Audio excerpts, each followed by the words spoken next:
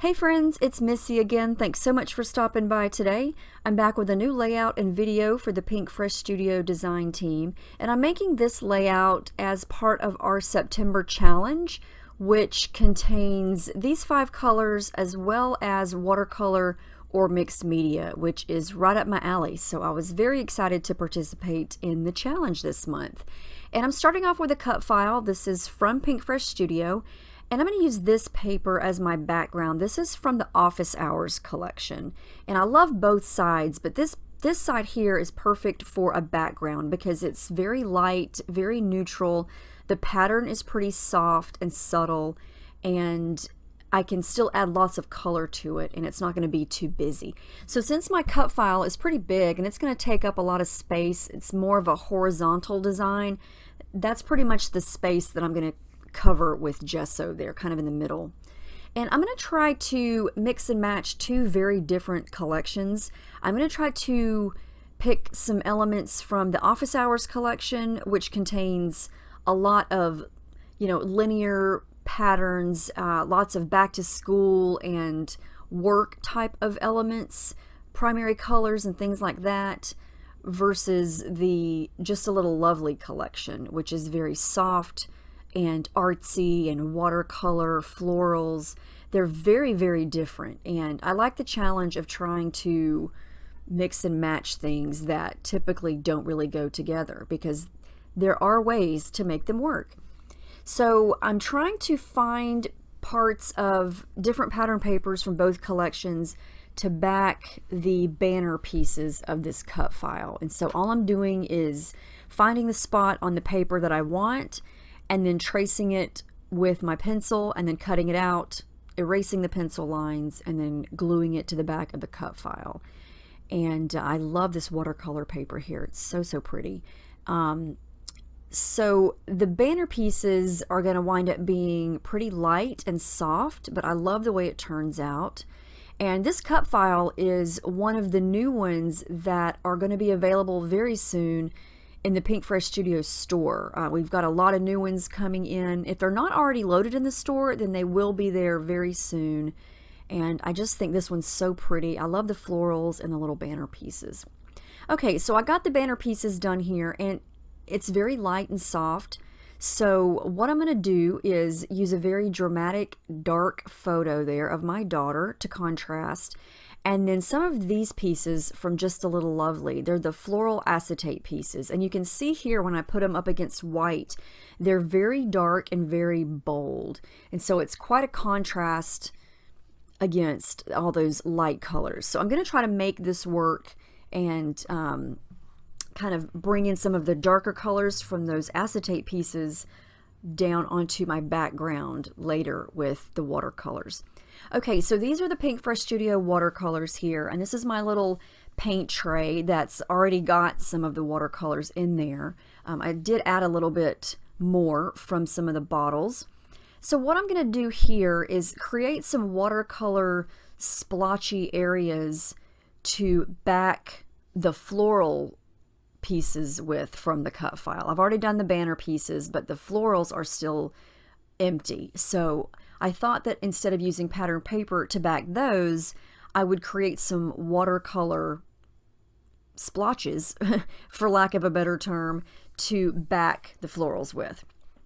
So I just pulled out a little sheet of mixed media paper from this little notebook that I have, and I usually use that as kind of scrap paper or test paper, whenever I want to test out a color or mix 2 colors and see how it works. So I just tore a little sheet out of that. It's pretty thin, but it's made for mixed media. I didn't add any gesso here. This is just basically me slopping down some color to basically create pattern paper to put behind the flowers. So I'm going to create a pink section, a yellow, a coral, green, blue, and purple.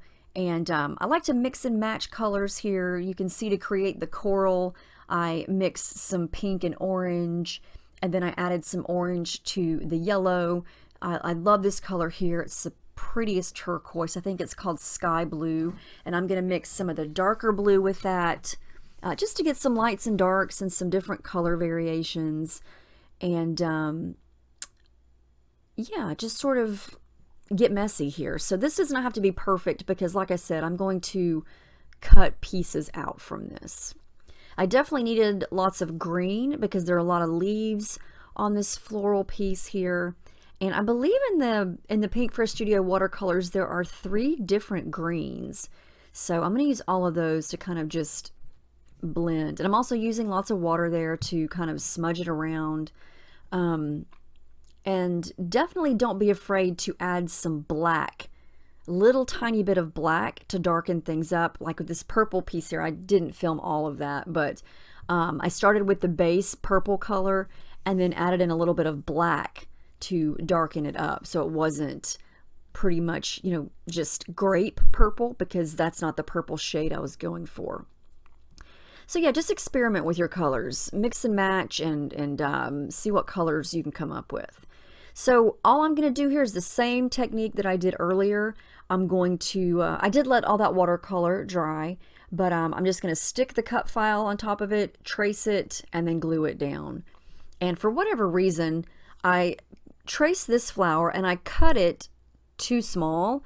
And so I'm going to have to go back over some of the purple area there and finish it because I left a little space there, but that's okay. You kind of get the idea. If you've never backed a cut file, it's really fun. The results are always awesome. And yeah, it's just a technique that I really enjoy doing. And it's fun to, you know, make your own pattern paper like this. So if you have the watercolors, I highly suggest this because you can make any color you want. And like in that purple purple flower there, I kind of, you know, let it fade off into some white so it's not completely solid. Same thing I'm going to do here with this blue flower. I kind of set it there on the edge so it kind of fades out to some of the white paper. And it just gives it some lights and some darks. And, you know, you're in control of that. So you can make any color you want. And yeah, make it look however you want it to look. So I'm just going to continue to do that. And now by the power of editing, I have it all done. I love how that looks. I think it's so pretty. So now that that's done, I'm going to add some adhesive foam behind my entire cut file. So this takes me a little bit, but this is just some craft foam that I got from Walmart. I'm going to cut it. It's got sticky on one side, so I stuck it down and then I'll glue it down later. Okay, so now for the background.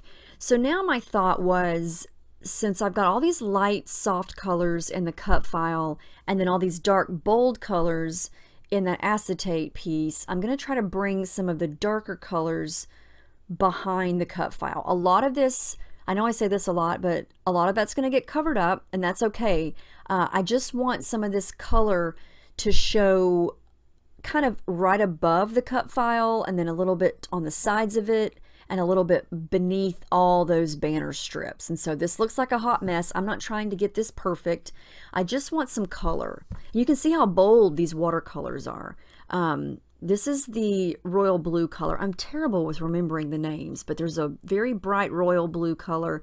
And I'm just going to add a little bit of black to it to darken it up, because in the acetate piece, there is kind of a dark, it's not navy, but it's not royal blue flower. And so I'm trying to bring some of that darker blue color to the background there. So I'm just kind of splotching it down, using a brush, using some plastic packaging, using my finger to smudge it around. And I do want to add in some purple. So I'm going to kind of come in on the sides with the purple and a little bit of black. And that's going to create the perfect dark purple color to match the purple that I'm going for here. You can kind of see what I'm talking about. You can kind of see it peeking through. So I don't want the background to overpower the cut file or the photos. And I don't want to get any color behind where those acetate pieces are going to go, because they look the best against white. So if you put them on a darker color, it's going to totally change the color of the acetate flowers, if that makes sense. So you can kind of see what I did there. I did add a little bit of pink, and I just did some splattering up top because, like I said, I wanted the true color of those acetate pieces to show just like this. And so everything that I did the mixed media on is going to be kind of to the sides and underneath the cut file.